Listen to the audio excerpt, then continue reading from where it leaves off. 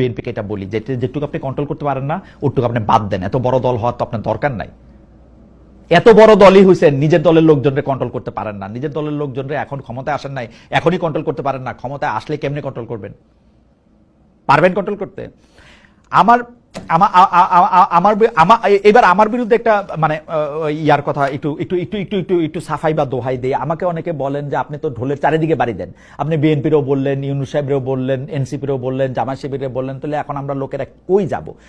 আমি একটা বিনীত অনুরোধ করতে চাই ভাই আপনাদের কাছে। আমি যদি জানতাম যে আমরা কই যাব, তাহলে তো আমি পথ দেখাইতাম। আমি তো পথ দেখাইতে পারতেছি না ভাই। আমি আপনাদের মতোই একজন মানুষ, যিনি এই সমস্যাগুলির মধ্যে দেখতেছি। শুধু একটা জায়গা থেকে আমি কোনো একটা দলরে, একটা মতরে আমি ওন করতেছি না। আমার কখনো এইটা বলতে দ্বিধা নাই যে আমি এই বিএনপি, এনসিপি, জামায়াত, জাতীয় পার্টি, আওয়ামী লীগ কাউরে কখনোই আমি ওন করি নাই, আমি ওন করতে পারিও না। আমি শুধু সমস্যাগুলি দেখতে পাই। এখন সমস্যাগুলি দেখতে পাই, আপনারা যদি আমার কাছ থেকে সমাধান চান সেটা আমি দিতে পারবো না। আমার দুর্বলতা, অক্ষমতা, অযোগ্যতা, অসামর্থ্য আপনারা ক্ষমা করবেন। আমি শুধু আবারও এমফাসাইজ করতে চাই যে যখন এইবার নির্বাচন আসবে, একটা উৎসব মুখর পরিবেশে যখন আমরা সবাই ভোট দিতে যাব, তখন যেন এইটা মাথায় রাখি।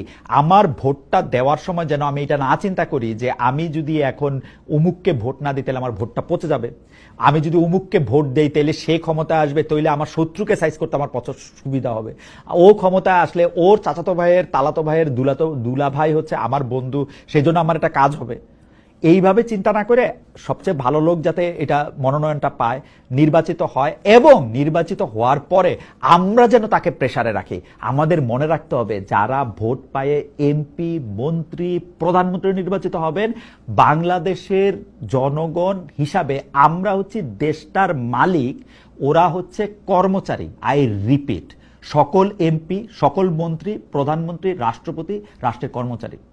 রাষ্ট্রপতিকে অলংকারিকভাবে মহামান্য বলা হয়, কিন্তু অ্যাবসলিউটলি সেইটা একটা কাস্টম অনুসরণ করে। অ্যাবসলিউটলি তারা আমাদের সেবায় নিয়োজিত।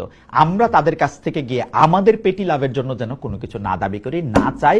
দেড়শো গরু দিয়ে জেফত খাওয়াইলে আমরা যেন খুশি না হয়ে যাই। এগুলি কিন্তু ফাঁদ ভাই, এবং এই ফাঁদটার কারণে তারা শক্তিশালী হবে, তারা আমাদের উপরে চাপায় পড়বে, এবং তারা আমাদেরকে যা দিবে আপনি মনে রাখবেন তার চেয়ে বহুগুণ তারা কিন্তু আদায় করে নেবে। সুতরাং আমরা আমাদের কাছে প্রতিজ্ঞা করি, তাদেরকে আমরা ক্ষমতাবান করব না, বরং দায়িত্বশীল করে তুলতে চেষ্টা করব। কর্মচারীরা কিরকম কাজ করতেছে খেয়াল করবেন, কিন্তু সবসময় নজর রাখবেন তাদেরকে।